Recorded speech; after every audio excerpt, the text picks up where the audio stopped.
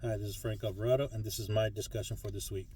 Um, the summarization of the three articles that we read. Here's the first one. Um, the first one was 5 cybersecurity lessons learned from the Super Bowl. The article distills 5 key cybersecurity lessons. Number one is the offense is easier than defense.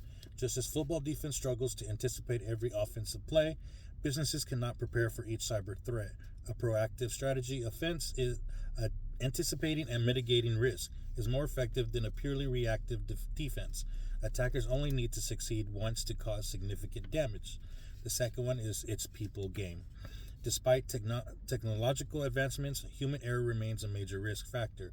Over reliance on technology can create a false sense of security, and cybersecurity is ultimately about people, and as long as humans are involved, risk persists. The third one is winning takes continuous effort. Cybersecurity is not a one-time fix, but an ongoing process. Like teams striving for the Super Bowl, organizations must continuously work to improve their defenses. Buying a firewall or implementing a single solution is not enough. Vigilance and adaptations are required. The fourth one is protect your assets. In football, protecting the quarterback and the football is crucial. Similarly, businesses must identify and safeguard their most critical assets: bank accounts, credit cards, identities, intellectual properties, and reputations. And the fifth one is teamwork. Outsourcing functions to third-party vendors introduces risk. Organizations should clearly define cybersecurity expectations in contracts and conduct regular compliance audits to ensure vendors do not become weak. Ultimately, cyber attacks are inevitable.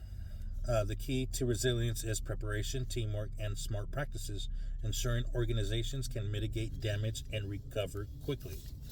Now, the second article is sporting events as targets, the increasingly scary reality. The article explores the growing threat of violence at major sporting events, highlighting how incidents like the 1972 Munich Olympics massacre and the 2017 Las Vegas concert shooting have reshaped public perception and security protocols.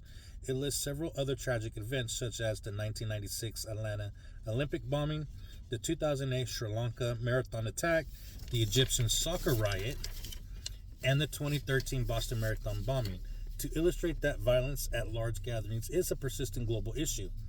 A central theme is the tension between looking back at past tragedies and proactively predicting and preventing future ones. The Munich incidents taught organizers that genuine security is more important than merely appearing safe, and that ignoring warning signs can have dire consequences. Today, insurance companies, governments, and sports federations are increasing their investments in security, but the challenge remains. How can the sports industry ensure safe events for large crowds in an era of heightened risk?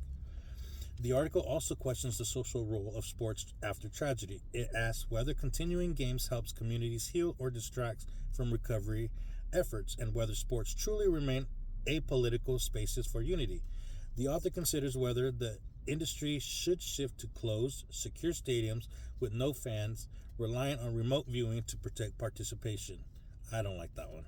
Technological change and global visibility have made sports both a universal language and a potential target for those seeking disruption. The article advocates for leveraging new technologies like drones and algorithms, not just for entertainment, but as tools to enhance security and prevent future tragedies.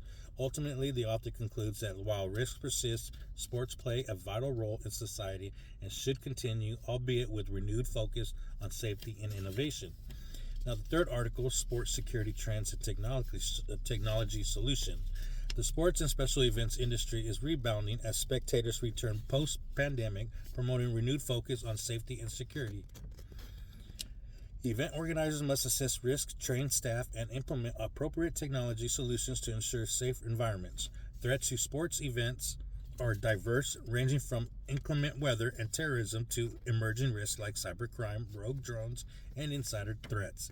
High-profile incidents such as the Astroworld crowd crush and increased active shooter events underscore the need for robust risk mitigation. Spectators' perceptions play a crucial role in event attendance. Visible security measures such as law enforcement presence, screening technologies, bag checks, cameras, and K9 units are highly valued and influence repeat business. Impacting venue revenue, the industry faces staffing challenges. With shortages and absenteeism exacerbated by the pandemic, venues have responded by raising wages, but still struggle to attract temporary workers. Fan behavior is a growing concern, with increased reports of alcohol abuse, fights, and violence. Common crowd management strategies include strict alcohol policies, clear signage, public announcement barriers, and active staff direction. Unauthorized drone activity is also frequently observed. Technology adoption is central to modern venue security. Widely used tools include surveillance cameras, walk-through metal detectors, electronic ticketing, and desired future investments include facial recognition, RFID identification, and automated barriers. Integrated systems that combine multiple data streams are preferred for real-time decision-making and efficiency. The article emphasizes that technology choices should be guided by operational needs, stakeholder input, and return on investment analysis.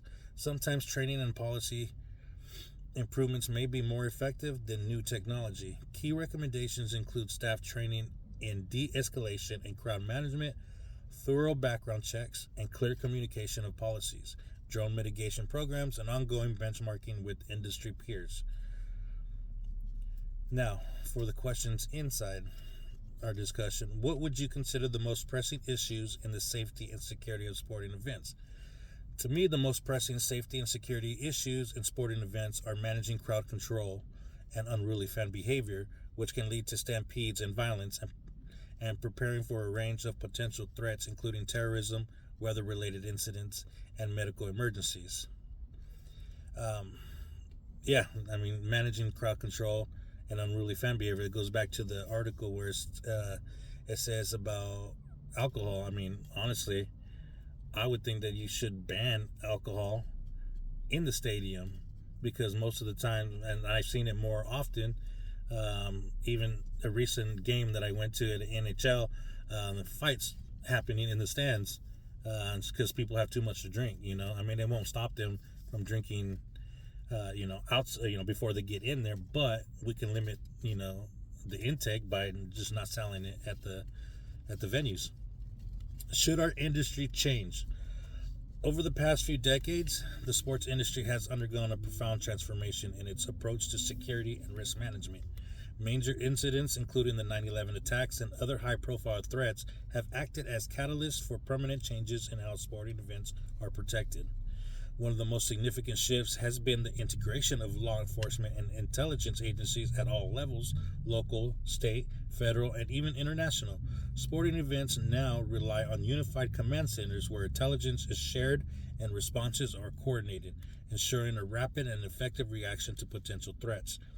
Venue access control has also become much stricter. Mandatory screenings such as walkthrough, metal detectors, and physical pat-downs are standard at professional sports venues. Bag policies have been tightened, with many leagues requiring clear bags or banning large backpacks to streamline security checks.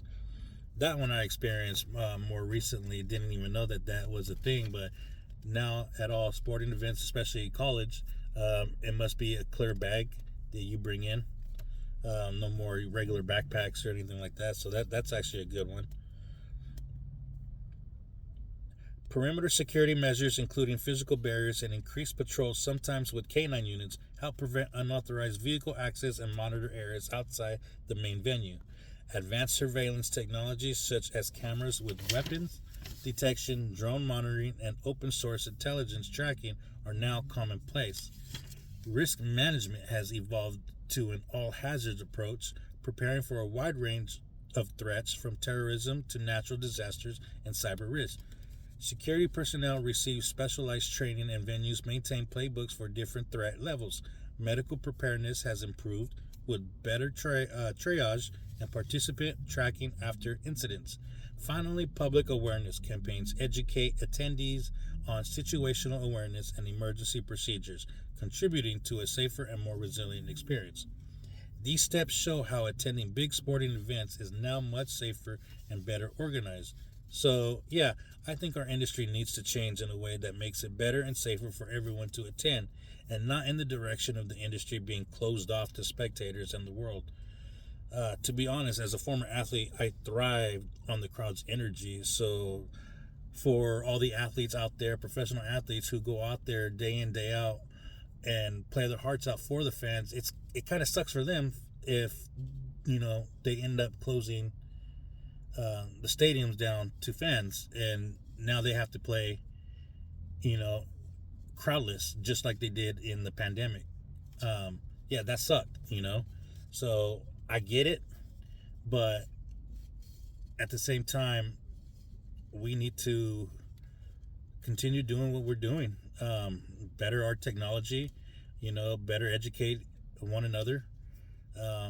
Be vigilant, vigilant of your surroundings. Use common sense. I mean, basically, it's just common sense. But yeah, it should change, but it should change for the better. This is my discussion. I hope you guys liked it.